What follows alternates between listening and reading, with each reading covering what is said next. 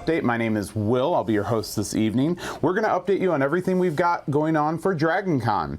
Welcome. It's good to see you.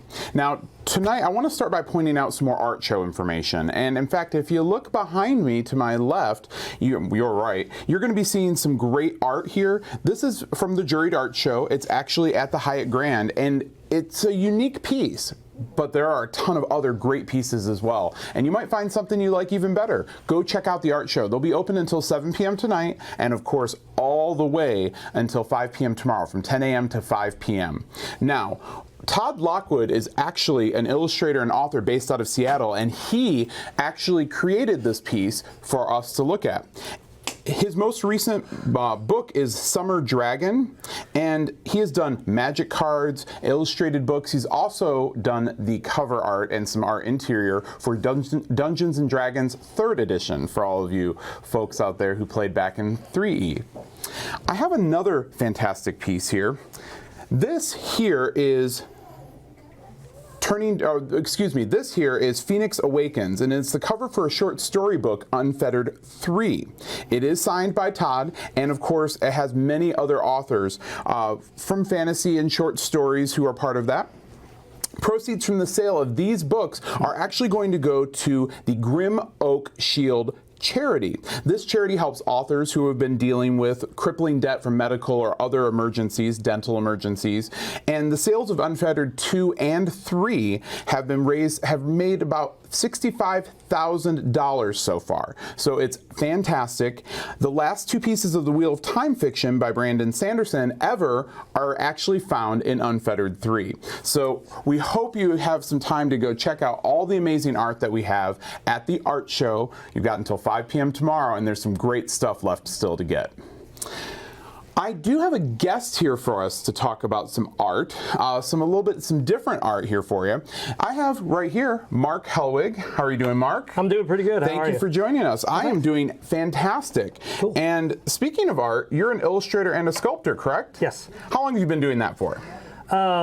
Basically, I've been illustrating since about 2006 and sculpting since about 2014. Wow, that's amazing. In fact, I'm just kind of staring down at this sculpture here in front of me. It looks amazingly real. Mark, tell me about this. What is this? Well, this sculpture's name is Sly. Okay. Hey, Sly. It's all basically in the personality.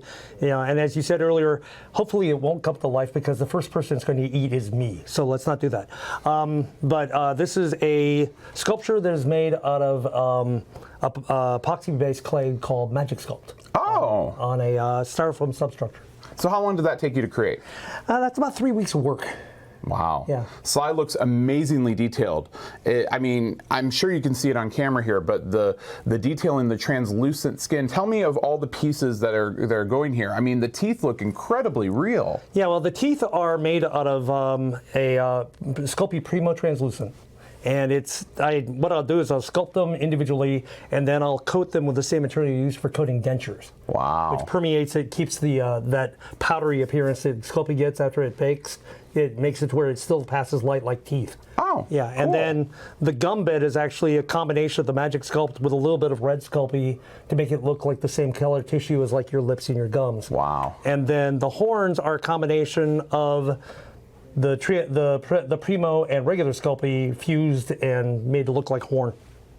That's amazing. Yeah. I mean, and you've only been sculpting since 2014? Yeah. I mean, I did maquettes and stuff like that before that, but that's about it. Now, you have more than just the statues, the sculptures at your booth. Yes, I've got dragon heads like this. I've got house elf heads. Okay. Because, well, the creature was looking forward to that, and, but I've got those. I've also got paintings, drawings, a lot of other different things like that. Excellent. Well, we're going to have to check you out. You'll be there from 10 to 5 tomorrow. That would be the theory, yeah. Perfect. And what booth can we find you at? I'm at table 53 and 54. 53 and 54? Excellent. Yeah, so you go in, go to the left, toward the back corner. In left back corner, You'll see Mark there with some amazing art for you to check out. So I hope you take the time to do that. Thank you, Mark. Please do, yeah. Now, have you been to the aquarium this year? No, I have not. Oh, we had a really amazing night at the aquarium, and there's some amazing stuff that happened there. In fact, we have a segment I think we're going to check it out. So let's go check it out together. It's kind of fishy about that, though. Oh. I know. I'm sorry. Yeah. Yeah, please.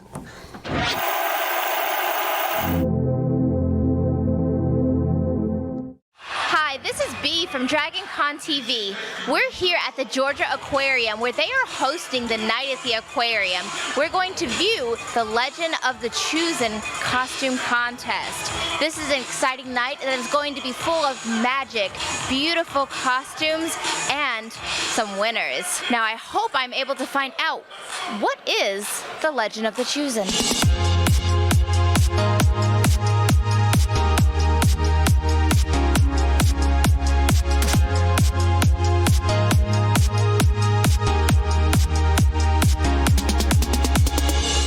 With Alicia White, who is second to the director of the special events. Alicia, this event has been a magical night. Thank you so much for helping to facilitate this event. Tell me a little bit about the event as a whole. As a whole, it started out as a big party that the aquarium put on. The special events track and the aquarium have a very good relationship and have for years. And then we decided to start doing the Legend of the Chosen costume contest. And from there, it's just kind of gotten bigger and bigger every year. Tell me a little bit about the different areas of the party tonight. Well, we had an area where we have a VIP, and in the VIP room, you have food, drinks, just a big old party. And then everyone else, if you didn't want to be part of the VIP room, you could just tour the aquarium and enjoy looking at all of the different exhibits. The Night at the Aquarium is a ticketed event. For someone who has not yet made it out to this event, what would you tell them to make them come out? I would tell them that they're missing out on a super fantastic event. We know how to party, and we give a great costume contest.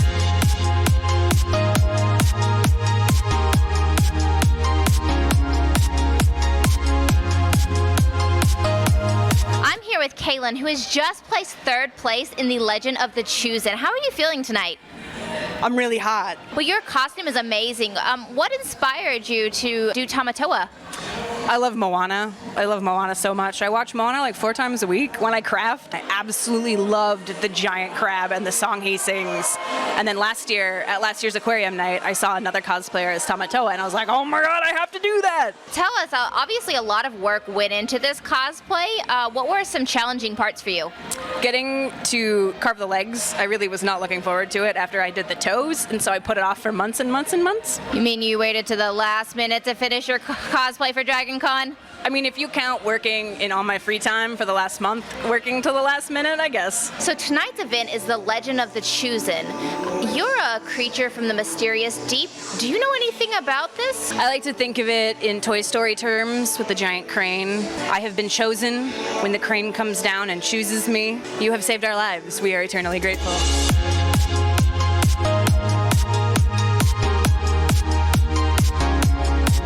Frankie, the second place winner. How are you this evening?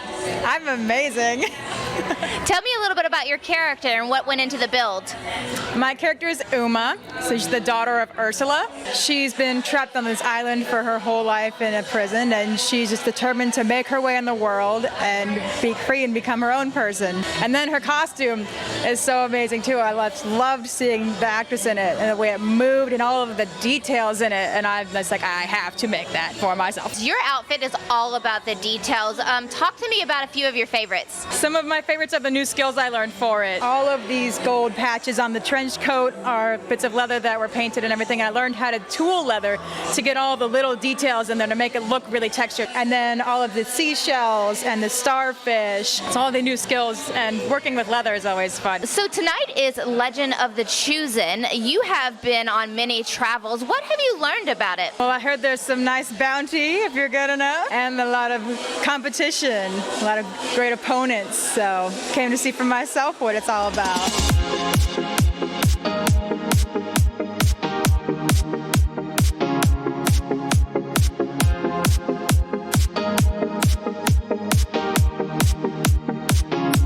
Congratulations, Nina, our first place winner tonight at the Legend of the Chosen. You look so amazing. How are you feeling right now? Very hot and tired, but excited. Well, so tell me a little bit about what went into making your amazing outfit. Sure, so this is based on artwork by Sakizao, who is a manga artist that I really admire. It's a fictional character that looked like a woodland shepherdess to me. The wig is actually a bicycle helmet covered in a bunch of wire, mesh, and then handmade handmade everything. The staff is PVC pipe covered again in more handmade flowers and butterflies and just some netting. I did all of the garment construction by hand, especially since the harness that holds the wings is resting on top of the skirt, so it's all one piece, which makes it very easy to put on and take off, very hard to get in the Uber. I think my favorite feature of this is honestly just the details that went into the flowers. So they're fabric flowers made from scratch. There's beadwork on there, there's gold chains, just a little bit of everything. So I heard you can eat whatever you like tonight. So what are you gonna choose? Wine, to be honest. I did most of my eating ahead of time because I was too terrified to eat in this white dress. So I didn't want to spill pizza on it or anything. So yeah, I'll probably just have a beverage and just hang out. Are you sure? I think they could get you a lobster bib. Oh, that might be nice. And then I could just crack open little lobster tail. I'll do that then. There's actually a crab around here somewhere. Maybe we could crack open Tamatoa. I know, but then I would just feel very bad for all the Sebastian cosplayers I've seen. Well, so you are from a magical place. Perhaps you know the secret to the legend of the Chosen. The Chosen is like the Kraken, but from Chicago, the mythical place that I am from.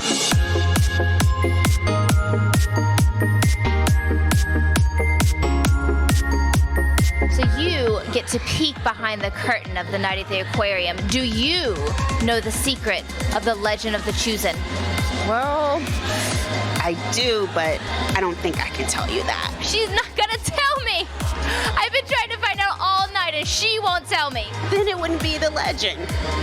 Well, thank you again. It's been a most wonderful evening. Thank you so much.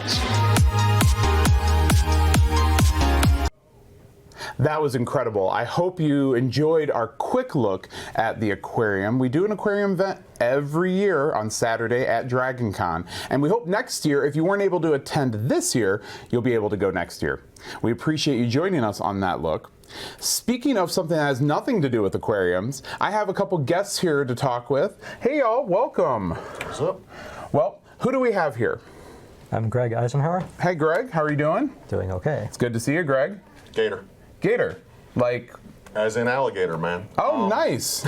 Excellent. So like Adele or Beyonce? Negative. I'm just a bit of a reptile fanatic. Perfect. I hear you there. Well, welcome. It's great to have you all. You are from the 501st Legion, correct? Correct. That's correct. What do you do in the 501st Legion? We make appearances at charity events and parades, things like this. Try to, support kids at hospitals. Okay. We'll show up there, and Gator's worked on customized wheelchairs for kids. Wow. Things like that. That's amazing. Bad guys doing good. Bad guys doing good. Well, so I don't see Stormtrooper gear. So what part of the Legion are you? We are part of Clan Crate. Clan Crate, as in... Clan Crate is the subset of the 501st that contains the denizens of the Star Wars universe. Okay. They are the folks that are neither good nor bad.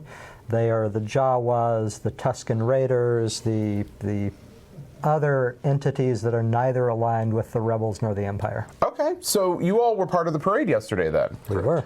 And I saw that giant thing in the parade, that sand crawler. Where did you buy that?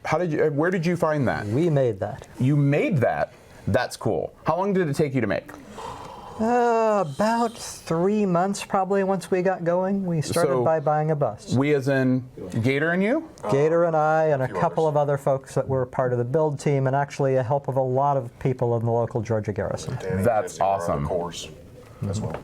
Oh wow! So I saw this year that the sand crawler looked a little bit different in the parade, and we kind of talked about it yesterday. So tell us about the look of the sand crawler in the parade this year. So we decided to change it up a little bit this year. Last year was a basic Cannon sandcrawler, and this year we thought we could use the finest ice cream truck on Tatooine. Okay. So we have a Wampa Whip theme going, and many of our Jawas and many of the 501st were carrying prop ice cream, rocket pops, and creamsicles. Is this in practice for real ice cream next year? So we'll be able to, go through. I would love some ice cream. It would be really good, but I suspect we'd get in trouble. Okay, I understand. Well, we have actually, I think, a brief segment about the parade and about the Wampa Whip. So let's take a look at that real quick.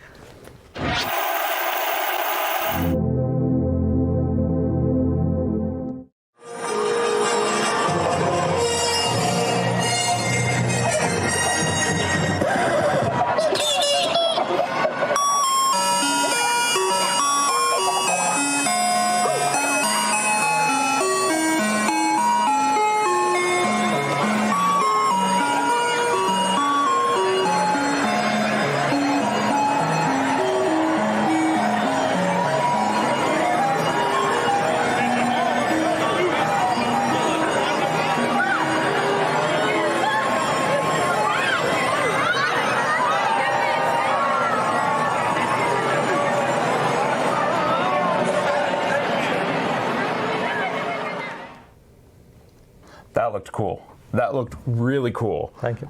Now, what are you going to do Wampa Lip next year? Or are you going to do something a little bit different? We will remains to be seen. I suspect it won't be Wampa Whip. What we'll do, we'll have Jelly to think beans? about that. Maybe, you know. There we go. I like jelly beans. Maybe a blood drive. Oh, speaking of the blood drive, we actually have the blood drive going on here at DragonCon, and we need blood. We need it because we've used a lot of blood, sweat, and tears for the convention, but we need blood for people to, you know, survive. And if you can, check out the blood drive. It will be going on until 3 p.m. tomorrow. And that's a great point there. If I wanted to get involved in the 501st, how might I do that? So really the first step would be go to the 501st webpage, which is 501st.com, I believe, or Google it if not. And typically to actually join, you need a provable costume. So Okay. There are standards for the costumes for each particular type of costume, but the way to do it and to get that costume is typically to get in touch with your local garrison, and there are often armor parties or other groups of people with resources that will help you put together an appropriate costume. So it could be costume pieces you've purchased on your own or that you've created, as long as they meet a certain criteria. That's correct. Oh, that's really great. Well, y'all, thank you for joining us. We really appreciate having you here. We appreciate you taking the time to tell us about the Great Jawa Horde and specifically Clan Crate. Thank you all. Great talking to you. Thank you. Utini. Utini. We actually have a quick segment we want to go to real quick that's going to be talking about the temporal formal dance. Because if you remember a couple days ago, we talked to some of the people from the alternate and historical fiction track, easy for me to say. So let's take a look at this temporal dance.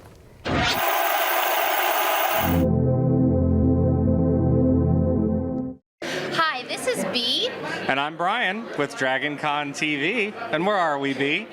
We're here in the Hyatt International North Ballroom, and we are going to attend the Temporal Ball. I don't know about you, but I haven't danced in a while, so maybe we should see if there's some dance lessons or something. Yes, I hear there are classes we can take. Do you want to take some classes first? Let's go take some classes. All right, let's see how our moves are. All right.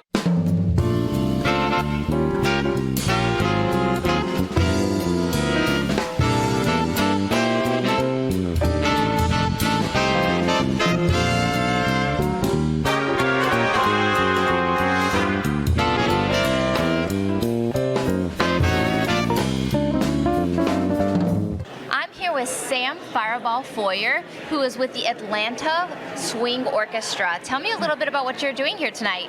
So we're come to play with the Temporal Ball. We're going to play movies from the silver screen. So we're basically going to focus on a lot of movies from music from movies, basically from the 1930s all through present day today. So we've got a lot of mix of swing, a lot of jazz, a lot of Latin tunes and things like that. So we're really excited to be here playing for you again. Well, if you had to pick a favorite song that you like to play, what would it be? We're going to be playing like Soul Bossa Nova tonight. There's a lot of fun from Austin Powers. We're going to play Nearness of You, which is a really pretty slow ballad. That's going to be a lot of fun to play. Our singer Eileen Howard does a really great job on that. So I'm really looking forward to playing that tonight. We're going to do our Shim Sham. So we are going to play Tain't What You Do. And that's going to be a lot of fun.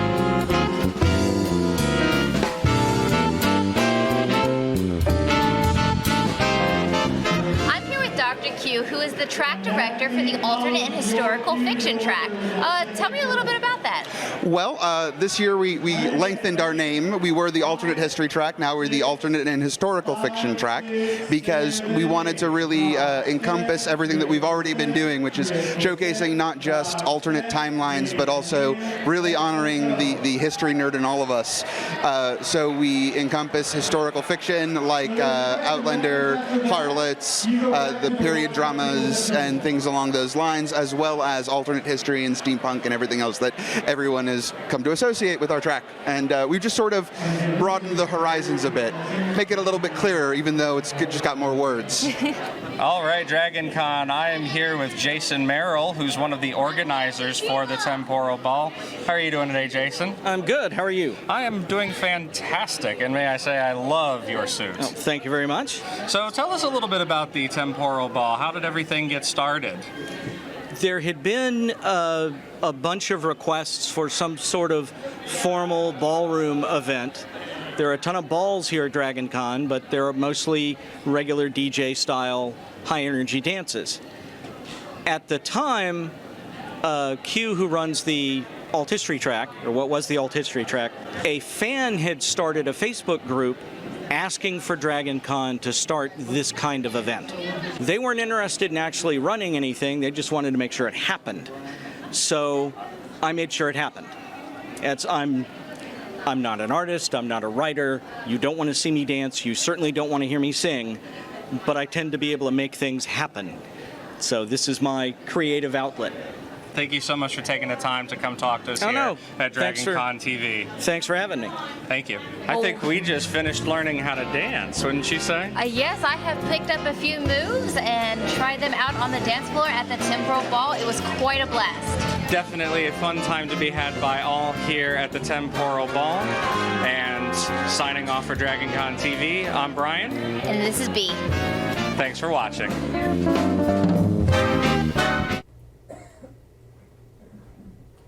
All right, welcome back. We actually really got a bit of exciting news, but before that, I hope you check out more of the alternate and historical fiction track next year at DragonCon, and there's still some events going on later tonight and tomorrow for you to check out this year. But what's really exciting is we have a last-minute special guest that I'm super excited. He just came from emceeing the Dragon Awards. I want to introduce and welcome Charles E. Gannon. Welcome, Hi. Charles. Nice to see you, Will. Nice to see you. Thank you for running on over here. That had to be a quick hike for you. Thanks. No, this is fine. This was just fine. So you're a novelist and game designer, correct? That is correct. You know, if I'm not mistaken, you've been nominee of several multiple Nebula and Dragon Awards, Correct. and you just finished emceeing this year's Dragon Awards. Right. Tell me about it. Tell me how it went. It went really well, I think, and for me, for values of presenting things, sometimes when things go exactly perfectly, that's actually not your best show. They can feel a little clinical almost. Okay. You know, it's like, well, everybody's. So we had a couple of sort of flubs here and there, which actually became the basis of some very funny moments and I think very engaging moments. And you get a chance to sort of, very often a mistake is the opportunity to reach out to an audience and to riff on something a little bit. And they, I think, feel more they have a sort of participatory involvement in the show, and so that's part of what happened. So I actually loved how the show went personally. That's great. I agree. When you have that energy in the room, sometimes that mistake helps build even more energy. Absolutely. So you had a good crowd tonight. We had a very good crowd tonight. We had a very lively crowd tonight, and so it's from what I can remember. I've been. I'm not sure I've missed a Dragon Award since they began. And just as the number of people participating in the voting has grown, the audience has grown also. So that's awesome. Yeah, that is a pretty nice thing to see. Now, how many winners do we have tonight? Oh, I don't have that stat for you.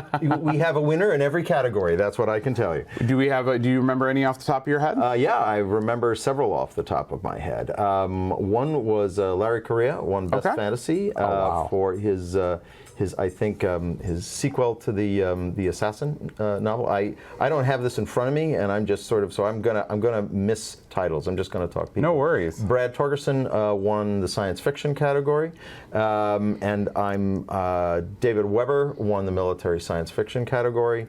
And those are the ones that are sort of on the top of my mind, simply because those are the ones that were towards the end of the show. Wonderful. The other thing is, and my apologies to folks whose primary focus in the genre is on let's say video games or card games and things like that, because there are awards for that. But I have to say, as you say, I do a lot of writing, and it's kind of a well-known thing that the more you write, the less you read. And while I was actually in game design, but I haven't done it for a very long time. So I'm sorry I can't remember those folks. I'm particularly sorry because that's a field that's near and dear to my heart also. Well, and you know, the Dragon Awards seems to me like something that, especially from you talking about it, in the moment, being there and being part of that energy really helps. Oh, absolutely. I'm not sure it helps what, but certainly helps I think it helps the energy of the award that goes out into the world. I think if, you know, whether people see me right now is absolutely immaterial. As a matter of fact, I don't know about that. You might be luckier if you don't. But certainly seeing the awards, I think that they're probably very much worth going back to wherever they're going to be located on the interwebs, spelled with a Z, and checking that out, because there's some funny moments, and there's also some of the speakers were some of the people who received the awards had really, I think, wonderful things to say about it, and a very much an award ceremony like I used to remember in the 90s. This was really a celebration of the genre. And I felt that it was a moment when everybody was just sort of the mere fact of the matter that everybody does something differently and is involved in a different genre or in a different sort of, they have a different star that's guiding their narrative ship. All of that was something that was being appreciated. And was being celebrated. And I think it would be a mistake to just look at the winner list. I think you have to look at the full nominees list to get a sense of just how broad and inclusive these awards are becoming. Well, and the fans, being a fan-driven award, just being nominated is a great win in of itself almost. Oh, absolutely. Absolutely it is, yeah. Now, I want to ask you real quick, have you done anything particular at this DragonCon? Because you've come for many years, as I understand. Yep. Have you done anything special this year you want to talk about? Make it to any of the parties last night? Did I? No, I didn't. But this is DragonCon. You don't go to them; you make your own for the most part. So, so that certainly was happening. For those who don't know, if you want to hang with authors, the Weston Bar is sort of the unofficial author bar. That would have been very evident last night, and would have probably set aside any rumors that authors are staid and retiring individuals. So it was pretty lively there. Thinking about what I did this time that I liked the best, that's kind of hard to say because there are so many things here I really do enjoy. Yeah. I'm going to say that what I enjoyed the most, in a sense, was actually when I introduced today's presenters, because if you take a look at not the winners and the nominees, but the presenters, this was just an extraordinary list of people. I know a lot of them. I've worked with a bunch of them. And for me, it was sort of like having a very brief reunion, on stage with Chelsea Yarbrough and Bill Fawcett and Larry Niven. I mean, on and on and on. It was quite a collection of luminaries, and I basked in the glow. Well, speaking of the glow, you cast quite a glow yourself. What projects do you have going on? Project I have going, the fifth novel in the Cain Riordan series, which is called Mark of Cain, just came out about 60 days ago. Nice. It started as a national bestseller, so I guess not everybody's, sticking knitting needles in their eyes instead of wanting to read it. And I am finishing up a novel in the, actually in John Ringo's Black Tide Rising universe. That's a solo project. Then 1632 novel. Then I'm starting the first two books of an epic fantasy called The Broken World. So I'm a pretty busy individual, and you know what? I never complain about that because I'm very fortunate. Anybody who knows what you're doing for even a year or two in this field, you're very fortunate. Well, I just want to say thank you for joining us here today, Charles. I know you are busy. You've got a lot of great stuff going on. Thank you for taking the time to come see us here at DragonConTV. Will, it was my pleasure. Thank you. Thanks so much. And with that, we've run out of time for the rest of our show, but I just want to do a quick shout out to YouTube, because you can find DragonConTV on YouTube. So you can rewatch this and a lot of other great interviews with guests like Charles, and you can come check out all the great awesome things we have to offer. We thank you for tuning in tonight. We will see you for DragonCon Update 2020. Take care.